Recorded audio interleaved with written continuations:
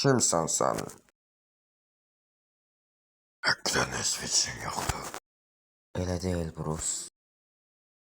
Jason. Ama sen öldün. Nə oldu? Deyəcək sözün yoxdur. Daha çoxunu gözləyərdim. Bakır bana kasaya göndermişti. Seni öldürdüğünü görmüştüm. Yalan cürət eləmə. Mənə dərslərin nə qədər sürdü? Bir ay, bir həftə. Sənə güvəndim. Səni mən ölümə tərk elədin. Öyle olmadı. Həmişə deyərdin ki Bruce, daima istədiyini fikirləş. Olacaq. Bəs yaxşı nə istədiyini bilirsən. Sənin ölməni istəyirəm.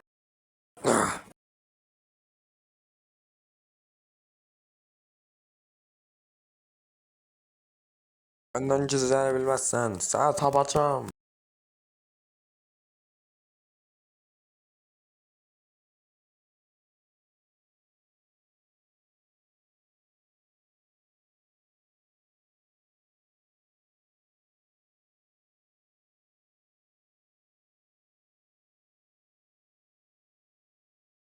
Jason sana kömək eləyə bilərəm. Mənim üçün kömək yoxdur.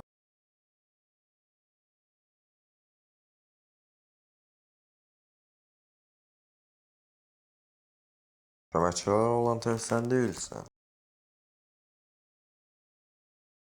Bu seni tutup nətər olduğunu bilirəm. Aşağı düşürülürmüş kimi eləmə.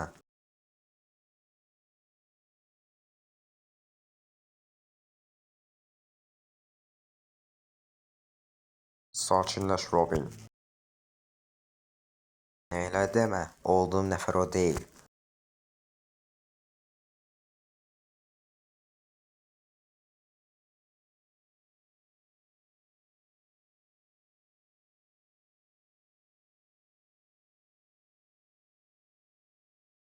Sen Robin, sen Jason. O sana öyle şey değil. Danışma. Benimle danışma. Kes.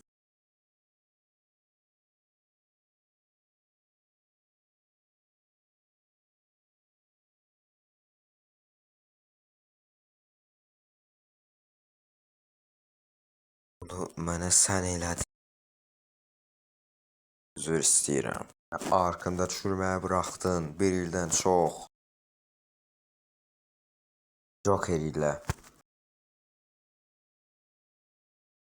Çox gecil. Bunu birlikdə çözə bilərik.